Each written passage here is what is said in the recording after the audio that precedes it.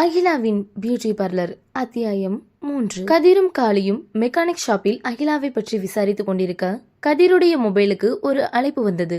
தன்னுடைய மொபைலுக்கு வரும் அழைப்பை பார்த்தவன் ஒரு நிமிடம் ஆடி போனான். ஏனென்றால் அவனுடைய மேலதிகாரி அவனுக்கு போன் செய்திருந்தார். ஹலோ, சொல்லுங்க சார்.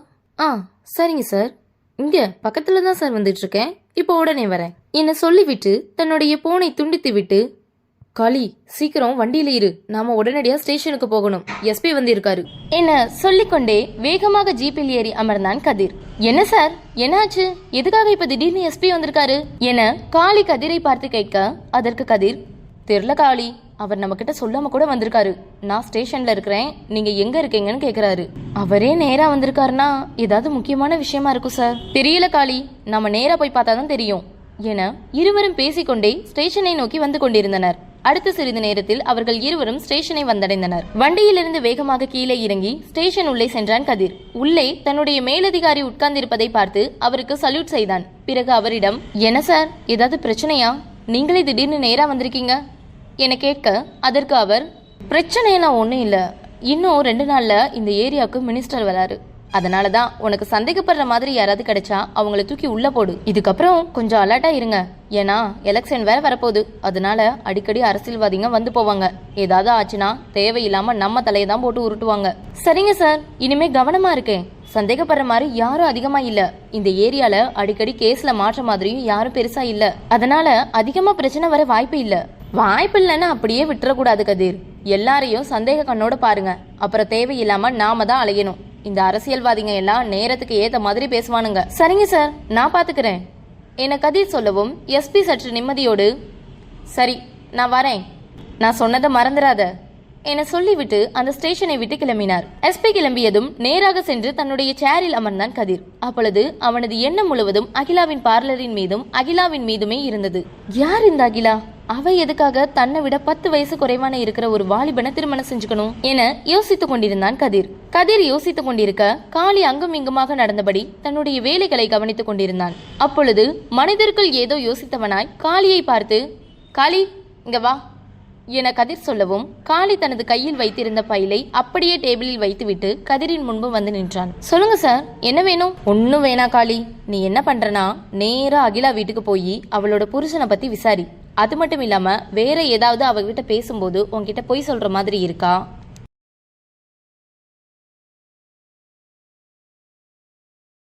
இல்ல அவ கேரக்டர் எப்படி இருக்கு, அக்கம் பக்கத்துல வீட்டுல உள்ளவங்க எல்லாம் என்ன சொல்றாங்கன்னு எதையும் விட்டு வைக்காம எல்லாத்தையும் விசாரிச்சுட்டு வா.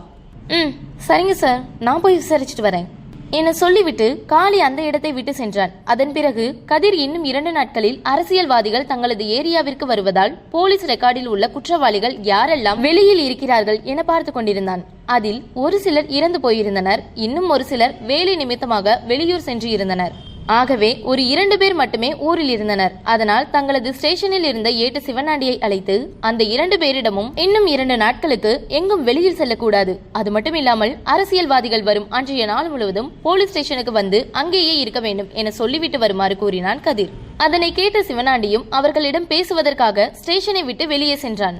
மறுபுறம் காளி தன்னுடைய பைக்கில் நேராக அகிலாவின் வீட்டின் முன்பு வந்து நின்றான். அகிலாவின் வீடு மிகவும் அழகாக இருந்தது. அதில் அகிலா, அவளுடைய குழந்தைகள், அவளது கணவன் ஆகியவர்கள் மட்டும் தங்கும் அளவிற்கு கச்சிதமாகவும் இருந்தது. ஒரு ஹால், ஒரு பெட்ரூம், ஒரு கிச்சன் மற்றும் மொட்டை மாடியில் ஒரு ரூம் கட்டுவதற்கான வேலைகள் நடந்து கொண்டிருந்தன.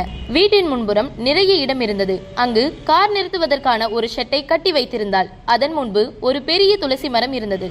அதன் அருகே ஒரு சிறிய துளசி மாடத்தையும் வைத்திருந்தாள். நேராக காளி சென்று அகிலாவின் வீட்டின் காலின் பெல்லை அடித்தான். அப்பொழுது கதவை திறந்து கொண்டு அகிலாவின் பெரிய பையன் வந்து நின்றான். யார் அங்கிள் நீங்க, உங்களுக்கு என்ன வேணும் என அகிலாவின் மகன் கேட்க, அதற்கு காளி, உங்க அம்மா இல்லையாப்பா, அம்மா கிட்ட கொஞ்சம் பேசணுமே.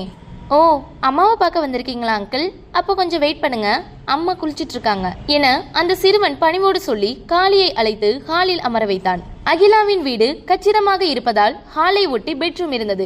பெட்ரூமின் கடைசியில் குளியலறை இருந்தது. அது மட்டும் இல்லாமல் பெட்ரூமின் கதவு திறந்து இருந்ததால் குளியலறையில் ஏற்படும் ஒரு சில முனகல்கள் சத்தமும் அவனது காதுக்கு கேட்டன. என்ன இது, பாத்ரூம் உள்ள யார் கூடயோ இந்த பொண்ணு பேசிட்டு இருக்க மாதிரியே இருக்கே என யோசித்தபடி உள்ளே கேட்கும் அந்த சிறிய சத்தம் நன்றாக கேட்கிறதா என காதுகளை கூர்மையாக்கி கேட்க முற்பட்டான். காளி அவ்வாறு தன்னை சுற்றி நடப்பவற்றை கவனித்துக் கொண்டிருக்க அகிலாவின் மகன் நேராக உள்ளே ஓடி சென்று பாத்ரூமில் குளித்துக் கொண்டிருக்கும் தன் அம்மாவிடம், அம்மா அம்மா, உங்களை தேடி ஒரு அங்கிள் வந்திருக்காங்க, ஹால்ல வெயிட் பண்ண வச்சிருக்கேன், நீங்க சீக்கிரமா குளிச்சுட்டு வாங்கம்மா என சொல்லவும், சரிடா தங்கம், அம்மா குளிச்சுட்டேன், இதோ இப்போ வந்துடுவேன், அந்த அங்கிளுக்கு குடிக்க ஏதாவது கொடு என பாத்ரூம் உள்ளே இருந்து அகிலாவின் குரல் வெளியே கேட்டது.